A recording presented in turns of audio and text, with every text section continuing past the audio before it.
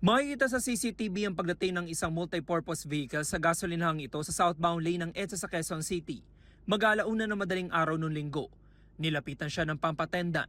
Bagyang nagbukas ng pinto ang driver. Doon na kinargahan ng diesel ang sasakyan. Nang matapos, bigla na lang umalis ang motorista. Sinubukan pa siyang pahintuin ng pump attendant at kinalampag ang bintana ng sasakyan. Sa isang kuha ng CCTV, makikita na dire-diretso sa EDSA ang motorista. Ayon sa 22 anyos sa pump attendant, nang dumating ang motorista, agad siyang tinanong kung may diesel sila. Nilapitan ko na po si customer and sabi niya po, diesel daw po, full tank. Nag-double check po ako kay customer, product batch po. Okay naman daw po, nagsenyas lang po sa akin ng okay. And ayun po, kinargahan ko na po hanggang sa magmatic na po. Sinara ko na po yung gas tank ni sir. Pagkasara ko po, bigla na lang po tumakbo si customer. Nakiangkas pa raw siya sa isang nakatambay na motorcycle taxi rider para hanapin sa EDSA ang motorista pero bigo silang makita.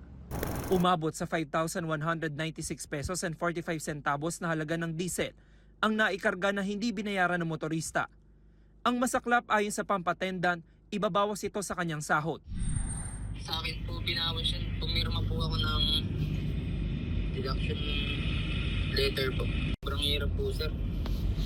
May anak po kasi ako nagdedede, gagatas. Pati sobrang abala rin po sa istasyon namin sir. Nai-report ng insidente sa La Loma Police Station. Nagsasagawa na sila ng follow-up operation. Kahit may kuha ng CCTV, hindi malinaw ang plate number na nasa harapan ng sasakyan. Ang plaka naman sa likurang bahagi, may takip na tela. Nakipag-ugnayan ng pulisya sa MMDA at LTO.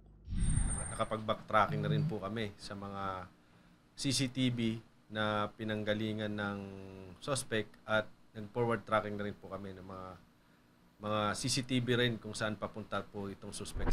Kagabi tinungo ni QCPD Director Police Brigadier General Randy Glenn Silvio ang gasolinahan kung saan nangyari ang insidente.